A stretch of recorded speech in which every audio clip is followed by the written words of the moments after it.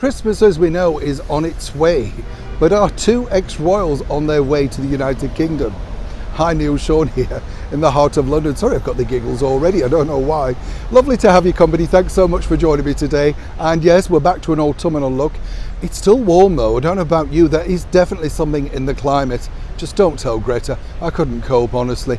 But I do think we ought to be doing something because I don't know about you, but the seasons have just changed from what I remember as a child. Remember, you had different season clothing. Now really you can go out in virtually anything, any time of the year.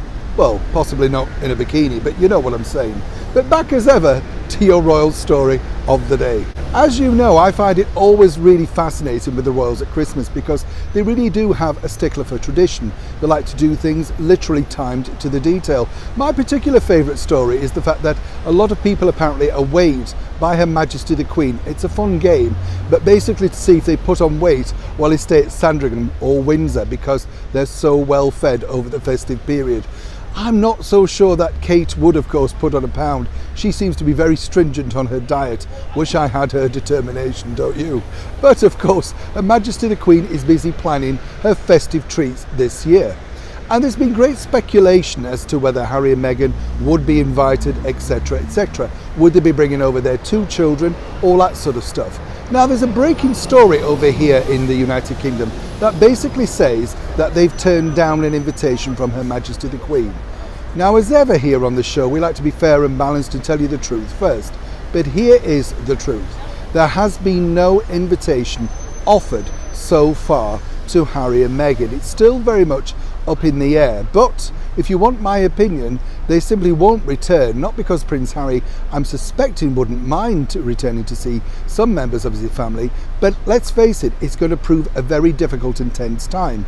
We have the ongoing problems with His Royal Highness Prince Andrew, and of course we've had the worry of Her Gracious Majesty the Queen and her recent bouts of illness. Who wants to add more stress by inviting two more difficult people around the Christmas table?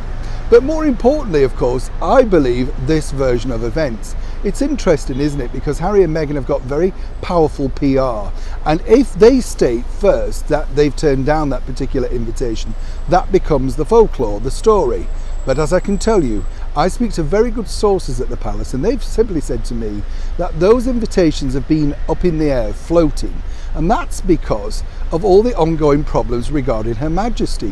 Where would she host Christmas? Back at Sandringham? Or would it be returning to Windsor again this year? And as we know, Prince Charles himself recently said rather jokingly that, you have to be very careful when someone reaches that wonderful age. And Her Majesty the Queen can't truly tire herself out with all the squabbling family. Now for Harry and Meghan, I do sort of find this really interesting because if they stay away once again over the festive period, then that truly means, of course, that once again Her Majesty the Queen doesn't get to see her great-grandchildren.